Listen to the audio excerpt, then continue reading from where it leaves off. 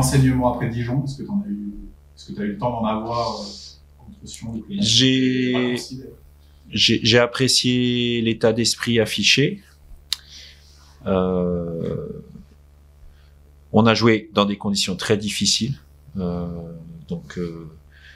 Les joueurs des deux côtés d'ailleurs ont vraiment fait le job comme on dit, et puis intelligemment, parce qu'il n'y a pas eu non plus un engagement, même si ça a été très compétitif, mais il n'y a pas eu non plus de choses dangereuses à la fois dans un sens comme dans l'autre. On a décidé avec Didier Tolo, le coach adverse, de diminuer la durée des mi-temps, parce que plus on avançait dans la soirée, plus le terrain était dur. Voilà, donc oui, des choses intéressantes. Et puis dans notre situation, c'est bien de gagner même un match de préparation. Et la grande différence dans ce match-là, il n'a pas été bien différent de ceux qu'on a fait ces derniers temps, sauf que sur notre première situation, on a réussi à marquer, et que derrière, évidemment, ça change des choses aussi psychologiquement pour l'adversaire qui se retrouve mené vite, qui cherche à pousser, et vous êtes un petit peu plus serein aussi parce que vous menez au score, et quelque part peut-être vous vous dites si on prend un but, finalement on sera pas mené, mais on sera toujours à égalité.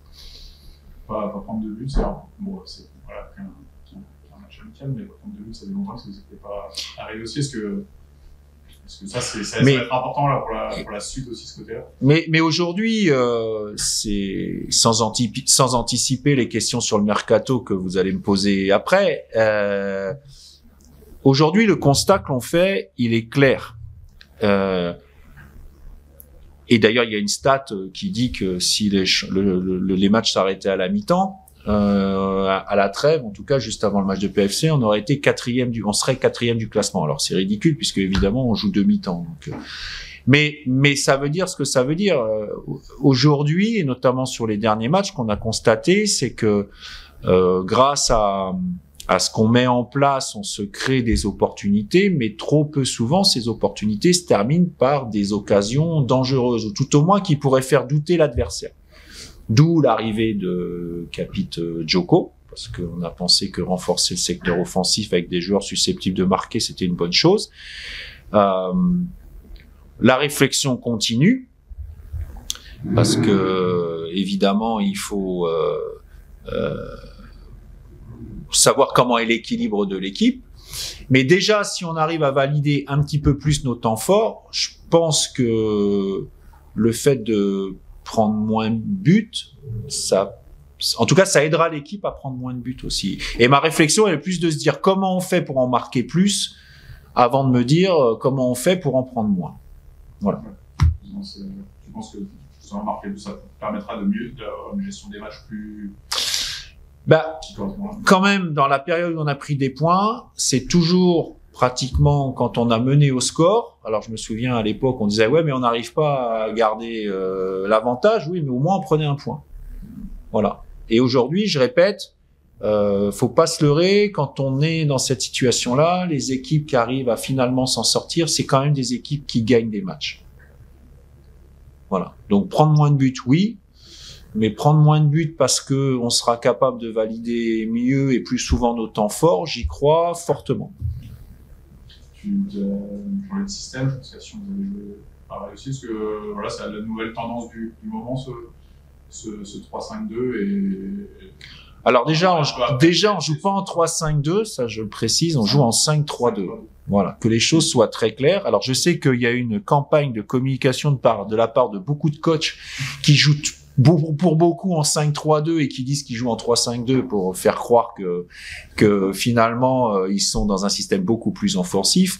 Il y a très peu d'équipes qui jouent dans un vrai 3-5-2. Il y a eu à un moment le Saint-Étienne et le 3 de Laurent Batles qui jouaient vraiment dans un 3-5-2. Nous, on joue pas dans un 3-5-2, ni l'année dernière. D'ailleurs, on joue dans un 5-3-2. Voilà. On a pris cette option-là parce j'avais toujours dans le même état d'esprit. J'ai le sentiment qu'en mettant deux attaquants plus proches l'un de l'autre, on arrivera à se créer davantage d'opportunités. Tout au moins, on avait nos attaquants un peu trop décelés. Et puis aussi en tenant compte du fait qu'on prenait beaucoup de buts et de rajouter un défenseur central. Qui plus est au moment où Hamja Soukouna redevenait compétitif. Et ça m'a semblé une opportunité de le faire. Voilà. Du coup, tu assumes que les Pistons ne soient pas des ailiers complètement. Après, vous avez. Les Pistons sont des défenseurs avant tout. Voilà. Mes Pistons sont. Alors, j'aime pas le terme piston, mais mes joueurs de côté sont avec des profils différents parce que vous demandez pas forcément la même chose à Bill Maz et à la Juji, qui sont des profils différents, puisque la Juji a quand même joué souvent latéral droit dans un système à 4, alors que Bill Maz a joué plus souvent excentré gauche ou au milieu dans un système à 4. Mais ça, c'est toujours pareil. Quand ça fonctionne, vous dites que vous avez trouvé un bel équilibre entre les deux. Puis quand ça fonctionne pas, vous dites que c'est pas des joueurs qui sont faits au poste. Vous savez, il y a récemment, j'ai appris qu'il y avait une personne qu'on connaît, qui quand ça marche pas, on a tous des idées. Et puis il avait des idées sur ce qu'il faudrait faire et comment utiliser différemment certains de mes joueurs. Et il se trouve qu'on l'a fait. Pas parce qu'il nous l'a dit, mais on l'a fait parce que c'était pas complètement stupide. Ça n'a pas changé le résultat des matchs. Donc, on peut toujours avoir des idées. Encore une fois, le temps qu'on passe à parler de ce qui aurait pu se faire, comme de toute manière, on le saura jamais, c'est du temps perdu. Aujourd'hui, il faut être factuel, il faut chercher et trouver surtout des solutions pour gagner des matchs. Souvent, il n'y a pas une série de 2 ou 3 défaites. L'important, c'est de refaire un peu tourner le compteur, même si c'est par un match nul mais au moins remarquer un peu des points. Est-ce que là, vu que ça dure depuis un mois, est-ce que Amiens, là, un nul, ça te. Après, ça dépend de la physionomie du match, mais est-ce que là, il faut se remettre carrément à gagner Non, mais clairement, aujourd'hui, dans notre situation, refaire tourner le compteur d'une manière ou d'une autre, c'est indispensable. C'est clair. Donc, un point, je prends, d'autant plus à l'extérieur. Dans une équipe quand même qui, je rappelle, a d'autres ambitions et redescendu de Ligue 1 la saison passée. Maintenant, on espère tous 3 et encore une fois, les matchs, ils sont toujours préparés pour faire le maximum et comme je vous disais tout à l'heure, on cherche toujours, on joue toujours et la stratégie, elle est toujours faite aussi pour chercher à ouvrir le score. Donc, on peut reprocher beaucoup de choses à l'équipe quand elle gagne pas, et c'est logique, voire même on peut reprocher des choses à l'entraîneur puisque c'est l'entraîneur d'une équipe qui gagne pas en ce moment. La seule chose qu'on puisse pas reprocher, c'est l'investissement athlétique mis par les joueurs et la volonté d'aller vers l'avant et de chercher à commencer fort les matchs à chaque fois. Et encore à Paris la dernière fois, puisque c'est nous qui aurions pu ouvrir le score. Est-ce que cette équipe d'Amiens, est-ce que tu penses que vous pouvez la ramener un petit peu dans la lutte pour le maintien, ou tu penses que c'est une équipe qui reste concernée?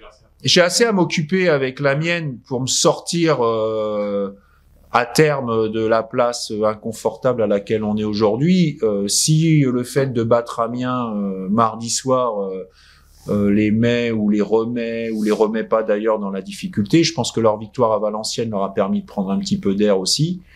Moi, c'est pas trop mon souci aujourd'hui. Moi, mon objectif, c'est de récupérer des équipes devant pour pouvoir nous prendre de l'air. C'est mon objectif, il est là. Et mon travail et mon obsession, elle est justement d'y arriver. À quel point l'enchaînement avec des défaites en championnat, ça pèse un petit peu, et comment on l'évacue? Mais vous n'avez pas d'autre choix dans ces périodes-là que de vous concentrer sur le contenu. Voilà. Donc le contenu, il y a des choses positives. Il faut évidemment positiver ce qui a été bien fait, sans se voiler la face. Mais c'est ce qu'on disait l'autre jour. Oui, forcément, on perd des matchs. Mais c'est pas une fatalité, et 2, c'est pas en menaçant tout le monde ou en répétant tout à tout le monde, on perd. Les joueurs, ils savent qu'on perd. Tout le monde sait qu'on perd. Voilà. Mais aujourd'hui, et surtout le rôle de l'entraîneur, mais moi, c'est clair et net. C'est-à-dire que moi, je suis pas là pour me poser des questions, métaphysiques, hein. Moi, je suis là pour chercher, trouver des solutions et permettre aux joueurs de garder confiance pour reprendre des points. Voilà mon objectif. Le reste, c'est du blabla et c'est comme ça. On peut rien y faire et moi je dois surtout pas perdre d'énergie avec ça. Et j'en perdrai pas. Sur le classement là, comme il a un peu fait, les équipes un peu s'emmènent par le bas, est-ce que tu penses un peu tourner comme une espèce de mini championnat à 5-6 équipes où il faudra finir premier ou deuxième, mais au-delà peut-être de la quantité de ça, je suis pas d'accord avec ça, moi. Le championnat, il est pas fait. Le championnat, il est pas fait. L'année dernière, dans la période hyper faste de 2023, FC Annecy, demi-finaliste de quand on était demi-finaliste, on avait déjà mangé un peu l'avance. Mais je répète que quand on va à Marseille et qu'on se qualifie à Marseille pour les demi-finales de la Coupe de France, on vient de prendre 5-1 à Sochaux et le commentaire qu'on fait, c'est la seule bonne nouvelle de la soirée, c'est qu'on a toujours 9 points d'avance. Ou 7, je sais plus. Je crois que c'était 9. Ouais, avec un goal average encore positif à l'époque. Parce qu'on est tous focalisés sur Rodez, mais je rappelle qu'on avait le même nombre de points que Valenciennes l'année dernière. Valenciennes qui aujourd'hui, pour l'instant, est derrière nous. Et on avait 9 points. Et donc, c'était pas fait non plus. Et, je le dis à chaque fois, mais puisque on me donne l'opportunité, reconnaissez que je vous disais à l'époque aussi, méfiance. Donc aujourd'hui, je dis aussi que rien n'est fait parce qu'il y a des équipes comme nous, sauf que notre position, elle a changé. On n'est plus devant à devoir se méfier. On est derrière à surtout garder l'espoir d'y arriver et surtout à y croire. Et moi, mon boulot, c'est que les joueurs soient persuadés qu'on va y arriver. Et je suis persuadé qu'on va y arriver. Ah. Oui, je commence à te connaître. Sur son profil, pourquoi vous êtes allé sur ce choix de Capit? Ouais. Voilà, qu'est-ce que tu apprécies dans son profil et est-ce qu'il est d'ores et déjà prêt, par exemple? Alors Capit, déjà c'est un joueur avec qui on était déjà en contact au moment où il est parti de Versailles, faut le savoir, et que forcément sur des joueurs qui sont sollicités, il y a de la concurrence et que on n'a pas été la priorité. Il est parti à Bastia et je pense qu'il a fait un bon parcours à Bastia. On apprécie son profil, sa mentalité. Je pense aussi que à travers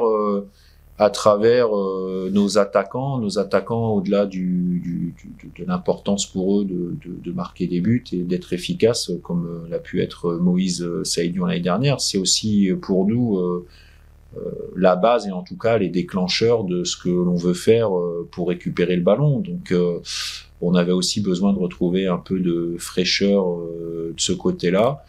Il y avait Mercato, c'est toujours, vous savez, un travail de fond. L'opportunité s'est présentée. Il a fallu faire avoir des négociations aussi avec Bastia. Moi, je suis très content qu'il soit là. On espère forcément que ça va vite valider des choses. Mais après, c'est toujours le mercato de janvier aussi. Il peut y avoir une période d'acclimatation. Mais en tout cas, aujourd'hui, que ce soit Brian Beyer ou Capit Djoko, voilà, en tout cas, c'était une demande du coach et puis validée aussi par tout le staff du recrutement et puis Jean-Philippe aussi. On souhaitait renforcer notre secteur offensif. On est en train de le faire, donc moi je vois ça d'un œil positif, évidemment. Et c'est bien que Brian aussi Beyer soit le joueur qui a marqué sur notre match contre Sion vendredi. Le fait, visiblement, le club a eu une type de transfert qui est un peu anecdotique, mais à Annecy, c'est pas non plus habituel. Est-ce que ça, c'est un bon. Comment dire, c'est vrai que des fois, on ne pourra pas toujours recruter en National 2, des joueurs libres ou gratuits, etc. Je vois et j'assume le fait que je suis très heureux qu'on ait pu recruter un joueur déjà en Ligue 2 et que ce soit un joueur aussi qui nous appartienne. Voilà. Parce que il y a une chose dans l'évolution du club qu'il va falloir qu'on soit capable de faire petit à petit, c'est-à-dire qu'il y a beaucoup de joueurs qui sont intéressés de venir parce qu'ils savent qu'il y a un environnement favorable de par les structures, la qualité de la ville aussi, un staff technique quand même qui connaît les jeunes joueurs. Mais si vous voulez, moi, au bout d'un moment, travailler avec certains joueurs et les voir après à la télé en Ligue 1 ou en Champions League, ça me fait plaisir pour eux. Quand je reçois un petit SMS, ça me fait plaisir aussi. Mais ce que j'aimerais bien aussi, au bout d'un moment, c'est que ces joueurs-là, ils puissent s'inscrire dans la durée et permettre au FC Annecy de gagner des matchs. Regardez l'équipe qui a joué contre Rodez, hein, même faut parfois prendre en repère aussi des souvenirs douloureux. Et regardez celle qui a battu Bordeaux ou Le Havre l'année dernière sur les 2 derniers matchs à domicile, vous allez voir quand même qu'à chaque fois il faut repartir de zéro, hein, quand même. Donc avoir des joueurs de qualité qui nous appartiennent, avec qui on peut travailler sur la durée, c'est quelque chose d'indispensable pour le club. Et déjà, et je suis ravi que le club ait fait cette démarche-là et ait pris des mesures nécessaires aussi, parce que ça se fait pas en claquant des doigts, hein. Donc je suis vraiment très très heureux de ce que les dirigeants sont en train de mettre en place aussi, pour donner un peu plus de moyens au fur et à mesure, et avec les difficultés que ça représente, d'avoir des joueurs qui nous appartiennent. Est-ce que le fait que numériquement, je le connais par cœur. Alors, Ntamak. Là voilà la question. Hein, ça peut donner... Non, mais ça peut... Certains peuvent se poser des questions. Oui, mais c'est normal de se poser des questions. C'est normal de se poser des questions. Des fois, c'est pas le joueur d'ailleurs qui se pose des questions. Mais bon. Non, parce que Sam Ntamak, 6 buts. Meilleur buteur de l'équipe aujourd'hui. D'accord? Donc forcément, j'ai fait sa moyenne parce que je savais que j'allais avoir la question en conférence de presse. Il joue, si on compte les 20 matchs de championnat, j'ai pas compté le match de coupe, mais sur les 20 matchs, si tu divises son temps de jeu par le nombre de matchs, on est à 40 minutes. Ça veut dire que en moyenne, il joue 40 minutes par match. D'accord? C'est un joueur, il y a un an, pile, il arrivait de National 2. Il y a un raisonnement logique que je respecte, qui dit, et qui va dans le sens de se dire, bon, bah voilà, s'il jouait plus, il marquerait plus. C'est normal, ça je comprends ça. Par contre, il y a un raisonnement aussi, et ça c'est le mien, et c'est celui que je suis en train de mettre en place en ce moment, et c'est celui que j'ai mis en place depuis 1 an, qui lui est factuel, c'est-à-dire qu'en le gérant comme ça, quand même, il a mis 6 buts. Pour l'instant. C'est-à-dire que pour l'instant, en le gérant, entre guillemets, à 40 minutes par match, il a mis 6 buts. Alors forcément, on en revient à ce que je vous ai dit tout à l'heure, c'est-à-dire que on peut toujours discuter des heures en disant oui, mais s'il fait plus. Moi, aujourd'hui, j'estime que son temps de jeu, c'est celui qu'on optimise pour qu'il puisse lui optimiser son potentiel. Voilà.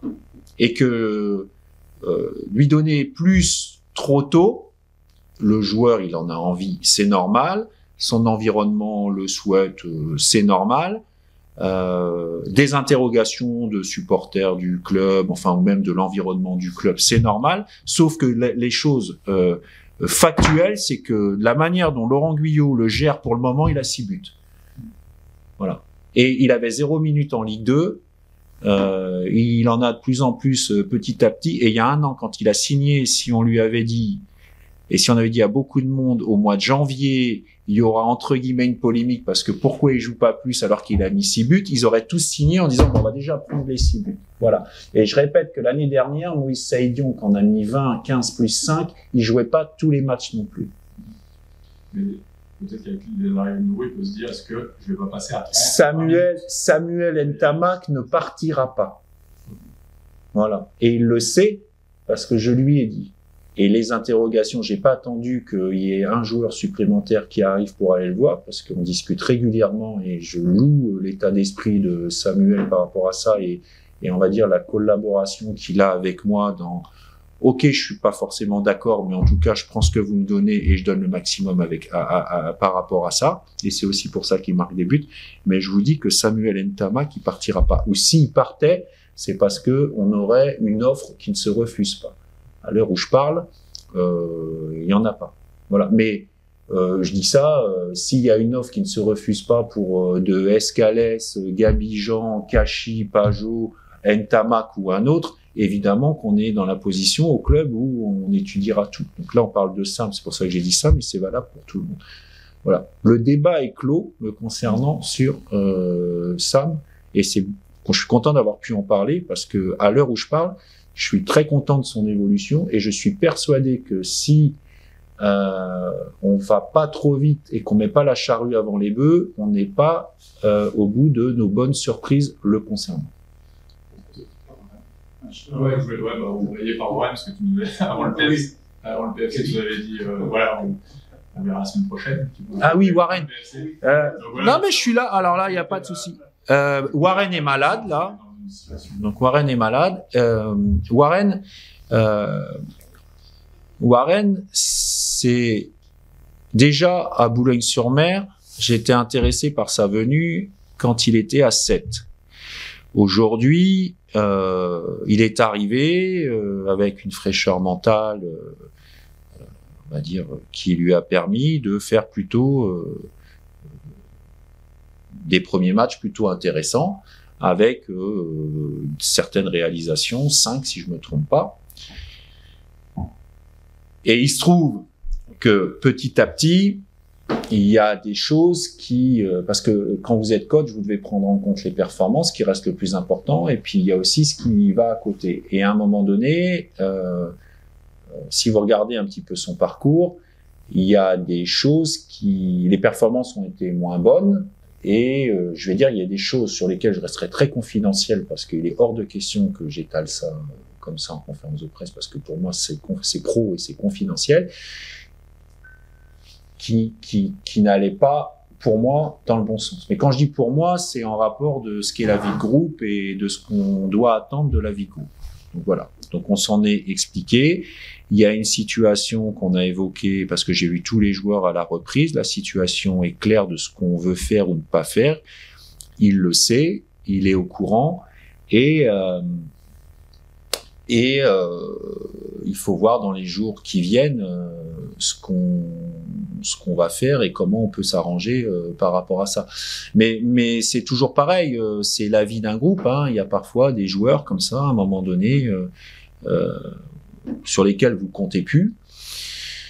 Mais je dois rester confidentiel par rapport à ça, parce que je sais que certains de mes collègues le font parfois, mais moi, il est hors de question que je rentre dans ce jeu-là et que je commence à donner des détails sur les raisons de. Mais vous savez, il y a aussi une chose qu'il faut quand même avoir conscience. Je sais bien que, notamment quand les résultats sont pas bons, c'est l'entraîneur. En gros, que fait l'entraîneur? Quand même, l'entraîneur, c'est quand même un métier exposé la plupart du temps. Donc, quand on met des joueurs qui semblent décisifs aux yeux de beaucoup sur le banc ou dans la tribune, c'est qu'on a des bonnes raisons quand même. Parce qu'en général, ceux qui vous font gagner des matchs, vous mettez sur le terrain, hein. Moi, dans mon parcours, j'ai eu la chance de côtoyer des Dembélé, Saint-Maximin, Marcus Thuram, Godson Kierémé, Randall Colomani, Moïse Saïdion. Croyez-moi, ils jouaient, hein.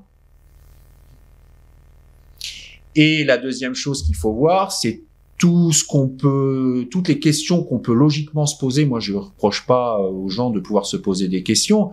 Je rappelle quand même que quand on parle de Warren ou qu'on parle de Sam ou d'autres de l'effectif, il y a une situation comptable, hein, au-delà des performances individuelles et des nombres de buts. Hein. Il y a FC Annecy 17e. FC Annecy 17e. Donc, ils en font aussi partie. Et est-ce que Warren se demande sur ces aspects instinctifs, s'il arrive à régler ça, est-ce que c'est un joueur qui peut justement revenir dans la concurrence, dans le circuit? Si vous regardez bien, parce qu'aujourd'hui on en parle. C'est vrai qu'il y a une situation qui est particulière, peut-être d'avoir déjà joué pour. Oui. Non, mais je vais répondre. Je je suis pas un homme politique, mais je vais répondre. C'est-à-dire, aujourd'hui, si vous regardez bien, il a déjà eu sa deuxième chance. Ben oui, parce que comme moi, je suis pas, entre guillemets, quelqu'un qui va venir là en disant, ouais, mais bon, ce qui s'est passé, non, moi, je dis rien. Voilà. C'est confidentiel. Il est hors de question d'étaler sur la place publique des choses. C'est pas une mauvaise mentalité. Il y a des choses qui, voilà, qui en termes de vie de groupe, de discipline, ne m'ont pas convenu. Mais je vous assure que il a déjà eu sa deuxième chance. Voilà. On ne compte plus sur, aujourd'hui, on ne compte plus sur Marine Kaye. Je ne le reverra pas. Aujourd'hui, si on a pris d'autres, si j'avais compté sur lui davantage, on n'aurait pas forcément eu cette réflexion pour faire venir d'autres attaquants. Voilà. Est-ce que tu... justement, c'est vrai que des attaquants, il y a eu des parts de scie aussi entre-temps. Oui. Est-ce qu'il y a, aujourd'hui, quel poste tu aimerais encore renforcer et aussi, est-ce qu'il pourrait y avoir des départs? Il peut y avoir, et il va y avoir sûrement d'autres départs, et à partir du moment où j'ai le sentiment que ça peut renforcer l'équipe, tous les postes sont ouverts. Voilà. Mais c'est pas d'aujourd'hui. Mais c'est toujours en rapport d'un budget. Oui. C'est factuel. Oui, il y a des priorités. Mais la priorité, c'est aussi de renforcer l'équipe. Après, l'entraîneur, c'est pour ça qu'on parlait d'un changement de système. Nous, on cherche. Moi, je suis pas là. Moi, je fais pas partie des entraîneurs, pas par philosophie, mais par, on va dire, catégorie d'équipe que j'entraîne. Moi, je suis pas. J'ai une idée précise de ce que je voudrais faire, mais je sais très bien que je suis pas dans un club comme beaucoup de mes collègues où on peut dire. Voilà, je joue comme ça, je veux ce profil de joueur-là, et même dans ce profil de joueur-là, je veux un tel. Nous, aujourd'hui, on doit être capable de faire venir des joueurs qui améliorent le niveau global de l'équipe, à charge à l'entraîneur de chercher et de trouver une solution pour mettre tout ça en pratique et surtout prendre les points nécessaires.